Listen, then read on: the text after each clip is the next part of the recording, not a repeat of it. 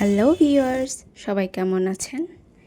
সকালবেলায় ঘুম থেকে চোখ ঠিকভাবে খুলেই নাই, মা হুট করে এসে বলল, উঠ তো, তাড়াতাড়ি উঠ। দিয়ে কী যেন বলল, কিছুই বুঝতে পারলাম না। শুধু বুঝতে পারলাম মনে হয় কোনো একটা কাজের কথাই বলছে। আসলে বাড়ির একমাত্র মেয়ে হলে যা হয় আর কি।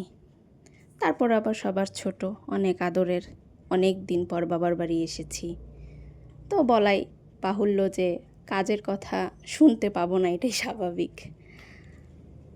তো ঘুম থেকে উঠে এসেই দেখছি এতগুলো মাছ। আসলে আমার মা আমাকে মাছগুলো দেখার জন্য ডাকছিল।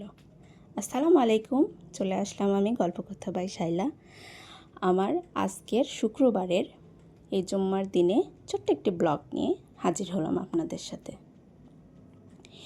এখানে দেখতে পাচ্ছেন অনেক ট্রের ভিতরে অনেকগুলো মাছ। এখানে অনেকগুলো বড় বড় গলদার চিংড়ি, পাঁচমিশালি ছোট মাছ নদীর, তারপর গুড়ি চিংড়ি, আর সবচাইতে বড় আকর্ষণীয় ছিল সেটা হচ্ছে এই যে দেখেন, মা ব্যাগ থেকে বের করলো এই যে বিশাল বড় একটি কাতল মাছ। কাতল মাছ আমার খুবই পছন্দের, বিশেষ করে কাতলের মাথা। কাতলের মাথাটা আমার যেহেতু পছন্দ, তাই ভাই চেষ্টা করে যখনই দেখতে পায় যে বাজারে কোনো বড় কাতল মাছ এসেছে তখনই সেটা নিয়ে নেওয়ার। কিছু কিছু মানুষের কাছে মনে হয় যে কাতল মাছের বা কাতল মাছটা কেনাটা একটু লাভজনক নয়, কারণ কাতল মাছ যেহেতু মাথাটাই বেশি বড় থাকে, তাই আর কি।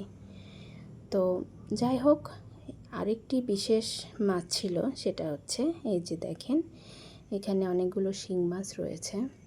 শিং মাছ আসলে বাচ্চারা অনেক পছন্দ করে, কিন্তু আমার কাছে মনে হয় শিং মাছ পরিষ্কার করা একটু কষ্টদায়ক আর কি। তো এই ছিল আজকে আমার জন্য বিশেষ একটি সকাল, কেননা ঘুম থেকে উঠে এত কিছু একসাথে দেখতে পারবো। তো সব কিছুর জন্য আলহামদুলিল্লাহ। সবাই ভালো থাকবেন। আল্লাহ হাফেজ।